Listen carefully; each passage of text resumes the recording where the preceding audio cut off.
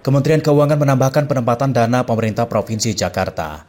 Kucuran dana sebesar 200 triliun rupiah ke 5 bank milik pemerintah Provinsi Jakarta dalam bentuk deposito on call. Hal ini diputuskan Menteri Keuangan Purbaya Yudi Sadewa usai bertemu Gubernur Jakarta Pramono Anung di Balai Kota Jakarta pada Selasa pagi 7 Oktober 2025.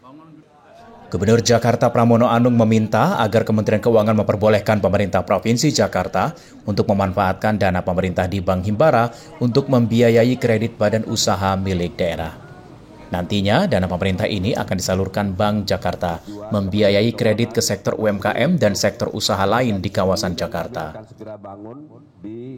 Tetapi juga kami ingin memanfaatkan dana 200 triliun yang diputuskan oleh Kementerian Keuangan, oleh Pak Menteri, ke Bank Himbara. Kami boleh juga memanfaatkan untuk BUMD yang ada di Jakarta. Yang terakhir, Menteri Keuangan Purbaya menyebut penyesuaian dana bagi hasil dilakukan karena ada keterbatasan fiskal. Namun pemerintah pusat akan mengevaluasi pada pertengahan tahun 2026. Purbaya juga menyatakan akan mempertimbangkan penambahan dana untuk Bank Jakarta sebesar 10 hingga 20 triliun rupiah yang dinilai akan berdampak positif terhadap peningkatan aktivitas ekonomi, khususnya sektor UMKM. Karena itu akan mendorong pertumbuhan ekonomi di Jakarta dan nasional secara keseluruhan. Dan yang paling penting apa? Saya nggak keluar uang.